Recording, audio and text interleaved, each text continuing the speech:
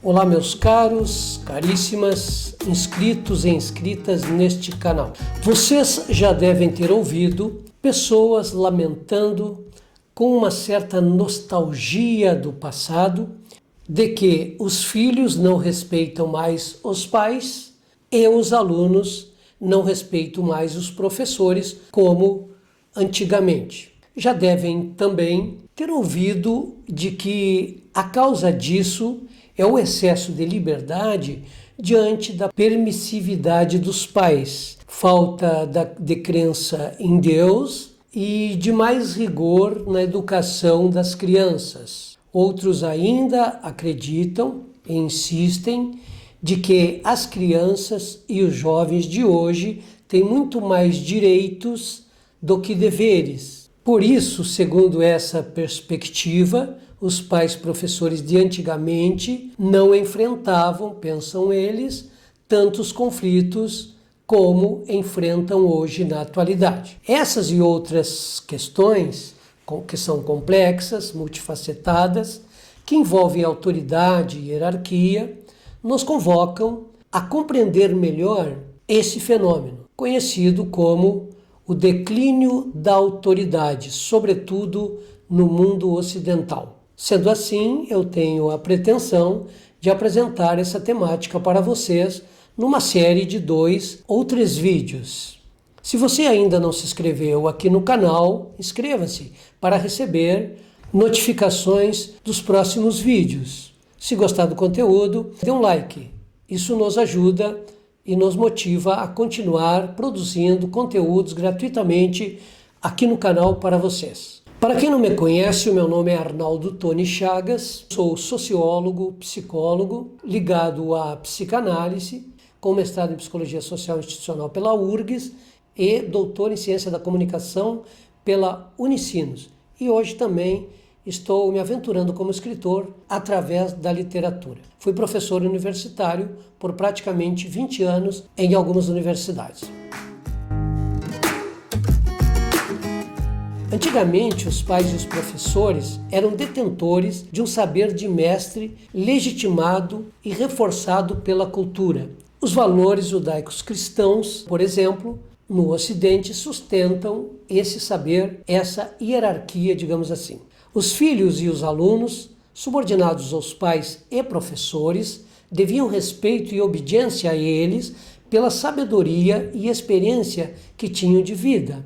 Assim, os filhos, os alunos, não deveriam questioná-los, não deveriam contestá-los, mas sim respeitá-los incondicionalmente, aceitando e seguindo as ordens dadas. Esse tipo de autoridade é conhecida como uma autoridade autoritária, hierárquica, seja vertical, uma autoridade exercida de cima para baixo. São os que mantêm o saber, os de cima, portanto, exercem o poder sobre aqueles que estão abaixo, que não teriam, via de regra, esse saber. E porque precisam, portanto, se submeter ao saber que vem daqueles, dos mestres. Esse tipo de autoridade, que supostamente detinha o saber legítimo, então, sobre a vida, a ética, a verdade e os valores supremos, saberia, então, o que é certo, o que é errado. Logo, as crianças e o jovem saberiam o que pode e o que não pode, o que devem adotar e o que devem evitar.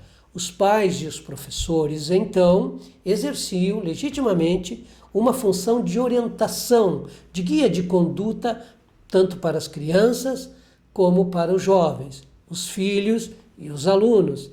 Ocupavam, assim, um lugar de referência e que deveria ser seguido. Uma espécie de bússola que nos proporcionava, então, uma relativa segurança e confiabilidade. Nesse sentido, os pais, os professores de outrora, possuíam uma identidade e uma função social bem determinada. Cabia a eles a função de socializar e de educar as crianças. Por isso, eram respeitados e elas deveriam seguir seus conselhos, orientações e ordens impostas. Os mais velhos, diferentemente do que percebemos na atualidade, eram respeitados pela sabedoria e pela experiência de vida que as crianças e os jovens careciam. Em suma, no passado, a educação era claramente autoritária, proibitiva, conservadora, repressiva, intimidatória e muitas vezes violenta, tanto em relação entre os pais e filhos, quanto na relação professor e aluno. Visavam educá-los, corrigi-los ou puni-los, além de aplicar no passado castigos físicos, também batiam nos filhos. A autoridade, qual a importância dela na educação dos filhos? No século XX, bater na criança era entendido como indispensável na educação. Hoje, a situação mudou e muitos pais não conseguem criar os filhos sem um tapa sequer, né, Adriano? Na escola também eram punidos seguidamente por meio, por exemplo, das palmatórias.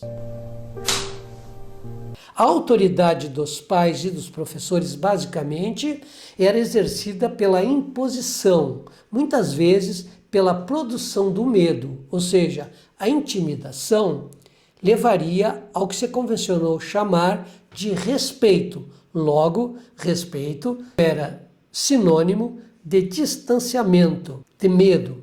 As crianças viviam uma realidade, os pais viviam outra realidade. Então, os pais tinham o conhecimento, exerciam a autoridade meramente. Antes de finalizar, vou apresentar aqui, a seguir, algumas frases dos pais dirigidas aos filhos que sintetizam e representam muito bem esse modelo de autoridade vertical, autoritária, repressiva, intimidatória que apresentei acima. Vamos às frases. Se correr, vai apanhar em dobro. Em casa a gente conversa. Eu só vou falar uma vez. Engole esse choro. Engole esse choro. Gente, a gente não podia nem chorar, tinha que engolir o choro. Mas você não é todo mundo. Essa é clássica, né? Mas todo mundo vai. Você não é todo mundo. Pronto, acabou. Pessoal, a varinha. Essa aqui, pessoal, hoje tem a vara da infância da juventude, né? A minha mãe era juíza. Já falei que não e ponto final. Viram?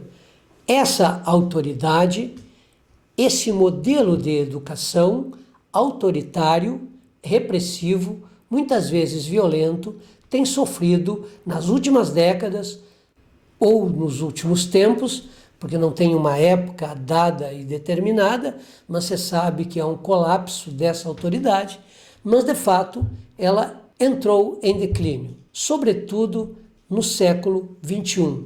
Exatamente por isso, há por parte de muitos educadores tradicionais, pais, líderes religiosos conservadores e líder político, sobretudo nacionalista ou neonacionalistas de ultradireita, a crença muito ingênua de que precisamos resgatar aquela antiga educação, aquela rigidez na autoridade. Renan. Que é, pai? Que é uma ova, rapaz. O que é, Senhor, meu pai? Que é, Senhor, meu pai?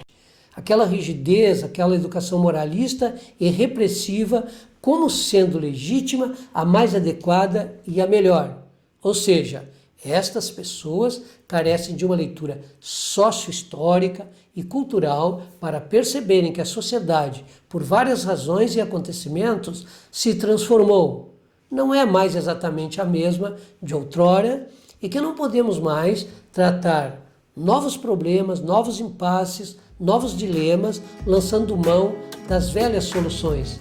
Esse é um dos maiores impasses e paradoxos que estamos vivendo na sociedade atual.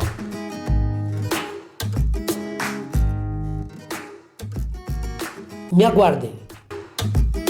Eu volto.